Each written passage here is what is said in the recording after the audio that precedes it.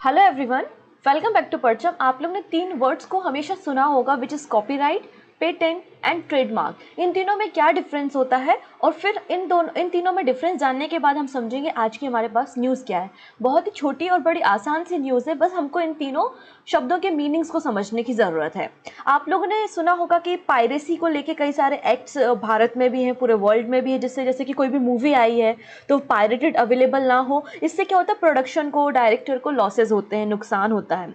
वैसे ही आप लोगों ने जो भी प्रोडक्ट अपने सराउंडिंग में देखे होंगे, चाहे आपने वो अपने स्कूल का बैग ही क्यों ना देखा हो, स्कूल के बैग के अलावा आपने अपने चाय का, कॉफ़ी का मग क्यों ना देखा हो, हर कहीं आपको डिज्नी के कैरेक्टर्स दिखते हैं और हर कहीं हर एक जो ब्रांड्स होती हैं उनके जो लोगोज होते हैं वो लोकल मैन्युफैक्चरर उनको कॉपी कर लेते हैं। तो ये बहुत बड़ा कंसर्न बना हुआ है, इसलिए रिसेंटली 7 कंट्रीज़ को यूएसए ने जो है वो ब्लैक लिस्टेड किया है। उस न्यूज़ को हम समझेंगे।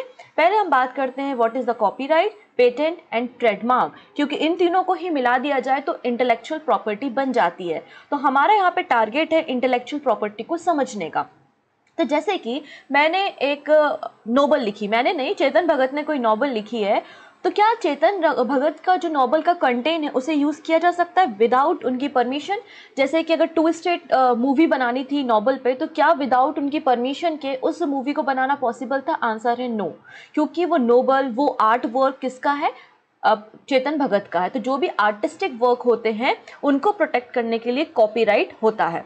आर्टिस्टिक वर्क मतलब जैसे कि आपने कोई आर्किटेक्ट बनाया है, आपने मूवी बनाई है, कोई पोयम बनाया, इनफैक्ट मैंने कोई एक एमसीक्यू तैयार क्यों ना किया हो, आपने किसी पेपर को पब्लिश किया हो, ठीक है, कोई बुक बनाई हो, कोई रिकॉर्डिंग की हो, ये सभी क्या कहलाते हैं? आर्टिस्टिक वर्क होते हैं और इनको प्रोटेक्ट करने के लिए क्या कहलाती है? कॉपीराइट यूज होता है। तो copyright is a exclusive right that a owner of the intellectual property has. It protect the creative work from the unauthorized duplication or use. उसको प्रोटेक्ट करने के लिए कॉपीराइट होता है।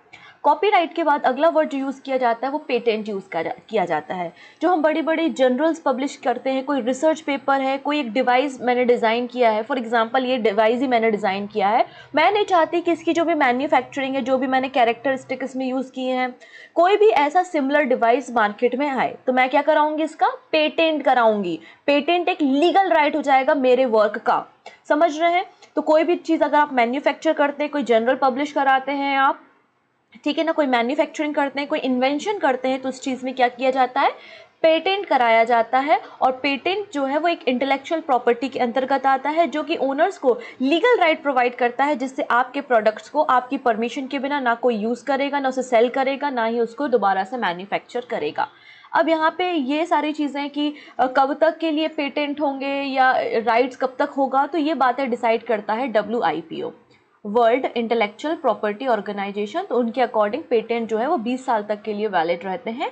ऐसा यूएसए भी मानता है और USPTO के द्वारा भी यही बात की गई है। अब USPTO क्या है? United nation patent and trade office जो है वो USPTO है। उन्होंने भी कहा है कि 20 साल तक के लिए ये पेटेंट होते हैं। मतलब कोई अगर मैंने ये पेन बनाया है तो इस पर पेटेंट मेरा 20 साल तक के लिए रहेगा, उसके बाद दूसरा व्यक्ति विदाउट माई परमिशन इसको मैन्युफैक्चर कर सकता है। ठीक है, अगले होते हैं ट्रेडमार्क। सबसे ज़्यादा कॉपीराइट जो इशू आता है ना वो ट्रेडमार्क में ही आता है, आई थिंक, क्योंकि अगर आपने देखा होगा ये एप्पल का लोगो है।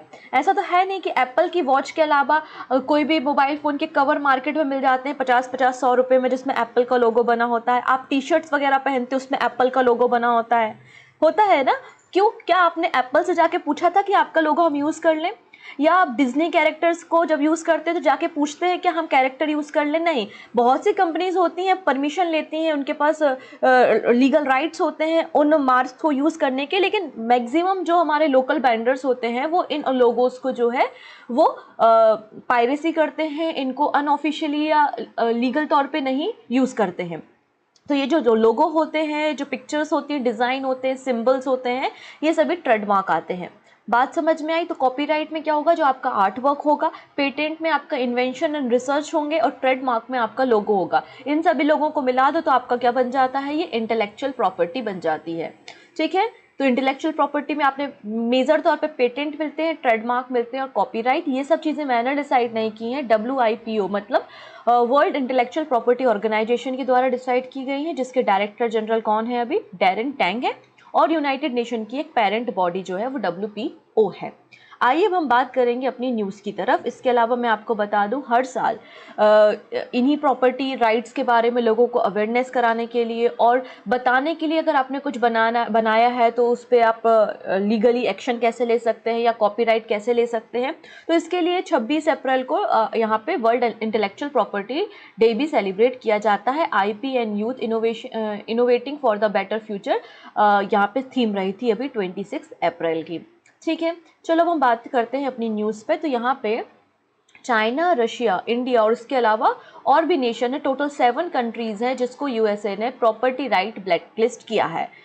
समझ में आया? प्रॉपर्टी राइट ब्लैक लिस्ट का मतलब ये है कि इनके ऊपर एलिगेशन है, इन देशों के ऊपर एलिगेशन है कि हमारे जो वेंडर्स हैं, हमारे जो बिजनेसमैन हैं, हमारा जो लोगो है, हमारी कंपनीज का, जो USA की कंपनीज का लोगो है, उनकी मैन्युफैक्चरिंग, उनके ब्रांड के लोगो का यूज़ करके उनकी मैन्युफैक्चरिंग आप लोकल लेवल पे कर रहे हैं, जिससे हमें मतलब USA को, हमारे बिजनेसमैन को $800 बिलियन का नुकसान हुआ है। तो हम आपको यहाँ पे वार्न करते हैं कि आप अपने देशों में एक स्ट्रिक्ट कानून बनाओ कि पायरेसी ना हो सके, इस तरीके से इलीगल तरीके से जो है ट्रेडमार्क्स को, लोगों को, पेटेंट को यूज़ ना किया जाए। इसलिए हमारे देशों में मतलब इन 7 कंट्रीज में ज़रूरत है एक स्ट्रिक्ट कानून की, ऐसा USA ने कहा है और USA ने इन्हें वॉच लिस्ट पे रखा है, इन 7 कंट्रीज़ को। ठीक है, ये बात किसने, इस रिपोर्ट को किसने पब्लिश किया? United state patent trademark office, जिनको हमने USPTO कहा था, उसके द्वारा ही इस रिपोर्ट को पब्लिश किया गया। और रिपोर्ट में कहा गया कि सबसे ज़्यादा ये पायरेसी का काम कर रहा है ना, धोखाधड़ी का काम कर रहा है, इन्फ्रिंचमेंट का काम हो रहा है, सिर्फ कहाँ पर हो रहा है? सबसे ज़्यादा चाइना में हो रहा है। सबसे ज़्यादा कहाँ पर हो रहा है? चाइना में हो रहा है। इसके अलावा चाइना, रशिया, इंडिया के साथ साथ अर्जेंटीना, चाइल है, इंडोनेशिया, वेनेजुला है, ये सभी 7 कंट्रीज़ हैं जहाँ पे हमने इनको वॉच लिस्ट में रखा है, जहाँ पर ये पायरेसी का काम हो रहा है। इसलिए इन सभी देशों को हम ब्लैक लिस्ट करते हैं, इनके लिए सख्त कानून बनाने की ज़रूरत है। इसके अलावा पिछले साल की अगर हम लिस्ट बात करते हैं तो यूक्रेन को इस लिस्ट में शामिल किया गया था, लेकिन इस बार अमेरिका ने कहा है कि हम यूक्रेन में जो भी इन्वेजन हुआ है, यूक्रेन की जो भी हालत है आज के तौर पर, तो हम यूक्रेन को रिव्यू नहीं करते हैं। तो इसलिए यहाँ पर यूक्रेन को इस साल रिव्यू नहीं किया गया। साथ ही साथ कहा गया है ऑफिस के द्वारा कि सऊदी अरेबिया ने अच्छे काम किए हैं और उन्होंने अपना सही तरीके से मतलब जो भी लीगल राइट्स बनाने चाहिए, जो कानून बनाने चाहिए, वो सही तरीके से इम्प्लीमेंट हुए हैं। इसलिए ट्रेड ऑफिस के द्वारा सऊदी अरेबिया को यहाँ पर इस प्रायोरिटी वॉच लिस्ट से रिमूव किया गया है। इतनी चीज़ें आपको क्लियर हो गई हैं कि ये लिस्ट है क्या। तो बेसिकली 7 नेशन के नाम आप एक बार देख लीजिए। ये 7 नेशन है जिसको USA ने इसकी प्रॉपर्टी ब्लैक लिस्ट की हुई है। ठीक है, और ये ब्लैक लिस्ट ऐसे ही नहीं होती, बड़े बड़े जो बिजनेसमैन होते हैं, ऑफिस होते हैं अमेरिका के, वो कंप्लेन करते हैं कि हमारे लोगों का, हमारी कॉपीराइट, हमारे इन्वेंशन का यूज़ भारत में या कहीं पे भी हो रहा है। तो उन सभी बिजनेस पार्टनर के रिव्यूज़ को रिव्यू करके, उनकी कंप्लेंट को रिव्यू करके यूनाइटेड नेशन जो पेटेंट ट्रेडमार्क ऑफिस है वो अपनी रिपोर्ट को पब्लिश करता है। ऐसी बात हमको कैथरीन थाई, जो कि USA ट्रेड रिप्रेजेंटेटिव है, उनके द्वारा बताई गई और कहा गया कि जो बाइडेन एडमिनिस्ट्रेशन है इन देशों के साथ बातचीत करेंगे और हमारे बिजनेसमैन के राइट्स को प्रोटेक्ट करेंगे। बस इतनी ही छोटी सी न्यूज़ थी। तो लेकिन आपको यहाँ पे बहुत कुछ चीज़ें सीखने को मिली होंगी कि क्या होती है इंटेलेक्चुअल प्रॉपर्टी, उनके लिए क्या कानून होते हैं। ठीक है, क्या कोई भी व्यक्ति इस तरीके से यूज कर सकता है? तो आंसर है नो, इस पे कॉपीराइट एक्शन होता है। इनफैक्ट अगर आप कोई MCQ भी अगर लेते हैं, कोई क्वेश्चन है, कोई बुक है, उसके कंटेंट को भी आप डायरेक्टली यूज़ नहीं कर सकते, उसमें भी कॉपीराइट कंसर्न होते हैं।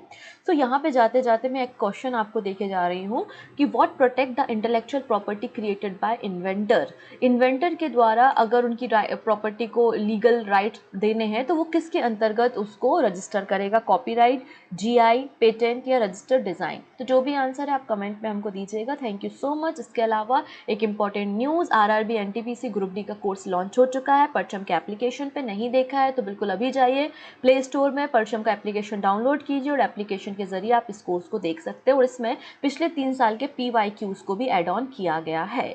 सो take care and bye bye.